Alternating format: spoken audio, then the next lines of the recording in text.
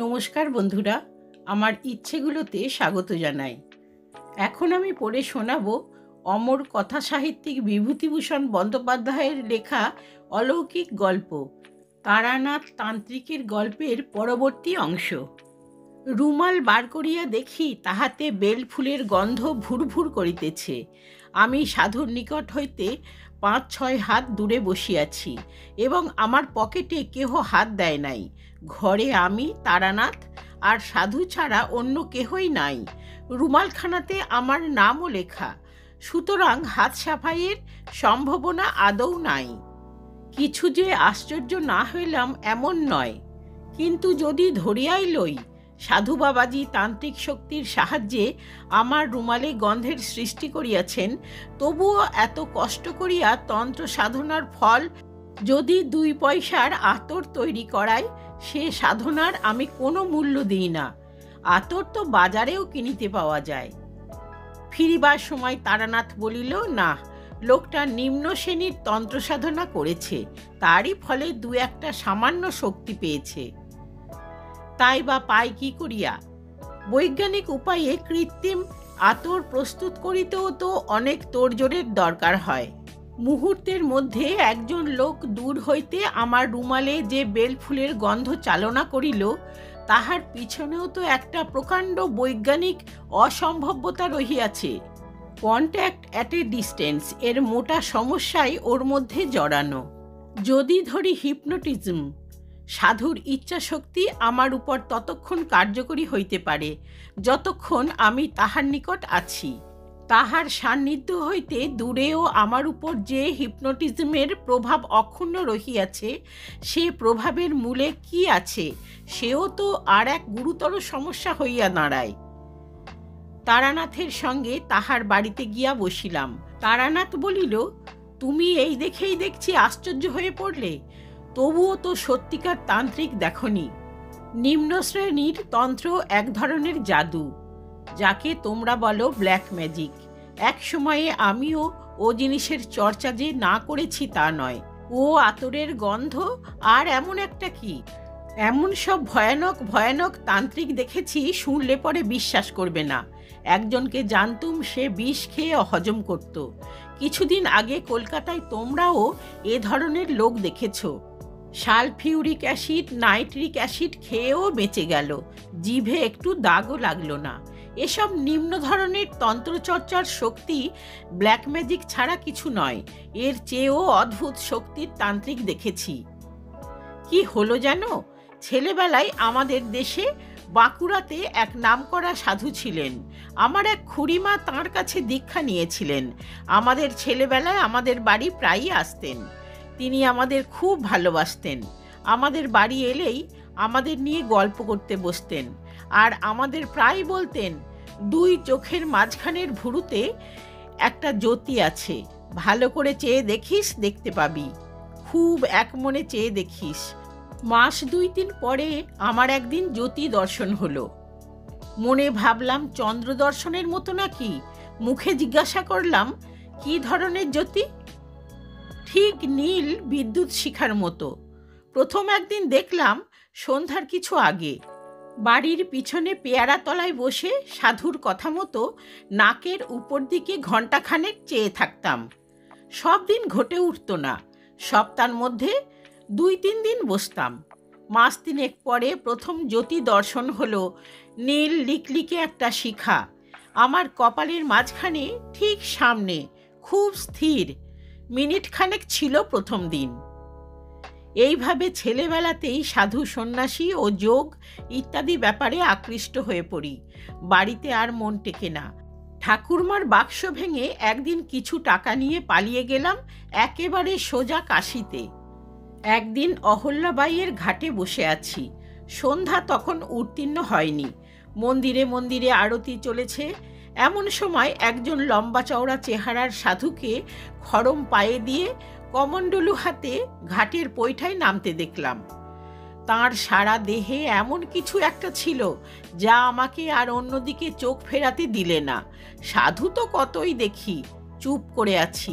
সাধু বাবাজি জল ভরে পৈঠা বেয়ে উঠতে উঠতে হঠাৎ আমার দিকে চেয়ে খাসা বাংলায় বললেন, বাবাজির বাড়ি কোথায়?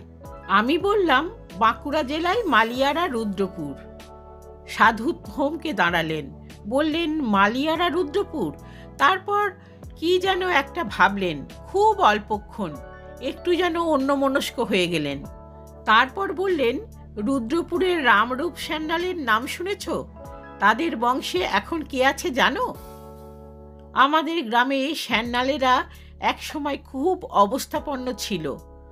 খুব বড় বাড়ি ঘর, দরজায় হাতি বাঁধা থাকতো শুনেছি, কিন্তু এখন তাদের অবস্থা খুব খারাপ। কিন্তু রামরূপ সান্যালের নাম তো কখনো শুনিনি।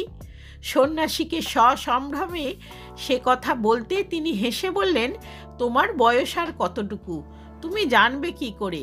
খেয়াঘাটের কাছে শিব মন্দিরটা আছে তো। খেয়াঘাট?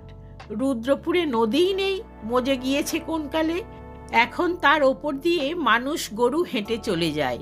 তবু পুরনো নদীর খাতের ধারে একটা বহু প্রাচীন জীর্ণ শিব মন্দির জঙ্গলাবৃত্ত হয়ে পড়ে আছে বটে।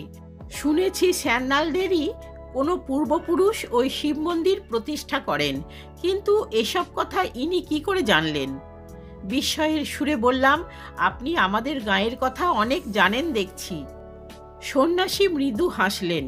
এমন হাসি শুধু স্নেহময় বৃদ্ধ পিতামহের মুখে দেখা যায়, তার অতি তরুণ অবোধ পৌত্রের কোনো ছেলে মানুষের কথা শুনে। সত্যি বলছি, সে হাসির স্মৃতি আমি এখনো ভুলতে পারিনি। খুব উঁচু না হলে অমন হাসি মানুষে হাসতে পারে না। তারপর খুব শান্ত সস্নেহ কৌতুকে সুরে বললেন, বাড়ি থেকে বেরিয়েছিস কেন? ধর্মকর্ম করবি বলে?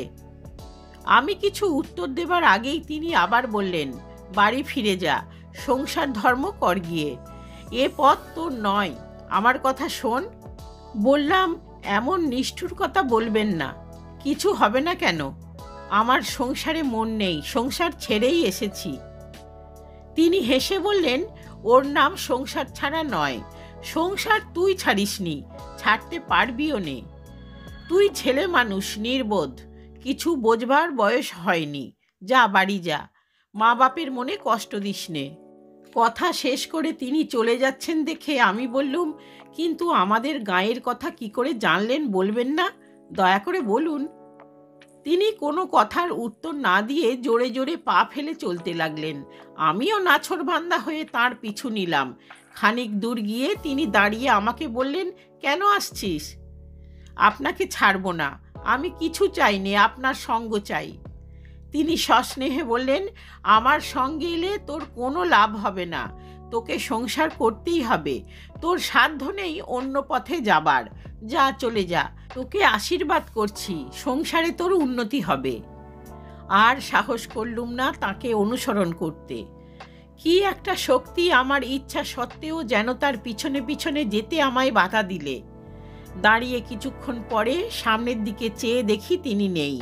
বুঝতে পারলুম না কোন গলির মধ্যে তিনি ঢুকে পড়েছেন বা কোন দিকে গেলেন। প্রসঙ্গক্রমে বলে নিই, অনেক দিন পরে বাড়ি ফিরে এসে দেশের খুব বৃদ্ধ লোকেদের কাছে খোঁজ নিয়েও রামরূপ সান্যালের কোনো হদিশ মেলাতে পারলাম না। সান্যালদের বাড়ির ছেলে ছোকরার দল তো কিছুই বলতে পারলে না। ওদের এক শরিক জলপাইগুড়িতে ডাকঘরে কাজ করতেন। তিনি পেনশন নিয়ে সেবার শীতকালে বাড়ি এলেন। কথায় কথায় তাকে একদিন প্রশ্নটা করাতে তিনি বললেন, দেখো, আমার ছেলেবেলায় বড় জ্যাঠামশাইয়ের কাছে একখানা খাতা দেখেছি। তাতে আমাদের বংশের অনেক কথা লেখা ছিল। বড় জ্যাঠামশাইয়ের ওইসব শখ ছিল। অনেক কষ্ট করে নানা জায়গায় হাঁটাহাঁটি করে বংশের কুলুজি জোগাড় করতেন। তার মুখে শুনেছি 4-5 পুরুষ আগে আমাদেরই বংশে রামরূপ সান্যাল নদীর ধারে ওই মন্দির প্রতিষ্ঠা করেন। রামরূপ সাধক পুরুষ ছিলেন, বিবাহ করেছিলেন, ছেলেমেয়েও হয়েছিল, কিন্তু সংসারে তিনি বড় একটা লিপ্ত ছিলেন না। রামরূপের বড় ভাই ছিল রামনিধি। প্রথম যৌবনেই অবিবাহিত অবস্থায় তিনি সন্ন্যাসী হয়ে গৃহত্যাগ করেন, আর কখনো দেশে ফেরেননি। অন্তত 150 বছর আগের কথা হবে। জিজ্ঞাসা করলুম, ওই শিব মন্দিরটা ওরকম মাঠের মধ্যে বেখাপ্পা জায়গায় কেন? তা নয়, ওখানে তখন বহতা নদী ছিল, খুব স্রোত ছিল, বড় বড় কিস্তি চলতো। কোন নৌকা একবার ওই মন্দিরের নিচে ঘাটে মারা পড়ে বলে ওর নাম লাভাঙার খেয়াঘাট। প্রায় চিৎকার করে বলে উঠলুম, খেয়াঘাট? তিনি অবাক হয়ে আমার দিকে চেয়ে বললেন, হ্যাঁ, জ্যাঠামশাইয়ের মুখে শুনেছি, বাবার মুখে শুনেছি, তাছাড়া আমাদের পুরনো কাগজপত্রে আছে শিব মন্দির প্রতিষ্ঠিত হয়েছিল লাভাঙার খেয়াঘাটের ওপর। কেন বলো তো? এসব কথা তোমার জানবার কী দরকার হলো? বইটই লিখছ নাকি? ওদের কাছে কোনো কথা বলিনি, কিন্তু আমার দৃঢ় বিশ্বাস হলো, এবং সে বিশ্বাস আজও আছে, যে কাশীর সেই সন্ন্যাসী রামরূপের দাদা রামনিধি নিজেই কোনো অদ্ভুত যৌগিক শক্তির বলে 150 বছর পরেও বেঁচে আছেন। বাড়ি থেকে কিছুদিন পরে আবার সাধু সন্ন্যাসীর সন্ধানে বেরোই। বীরভূমের এক গ্রামে শুনলাম সেখানকার শ্মশানে এক পাগলি থাকে। সে আসলে খুব বড় তান্ত্রিক সন্ন্যাসিনী।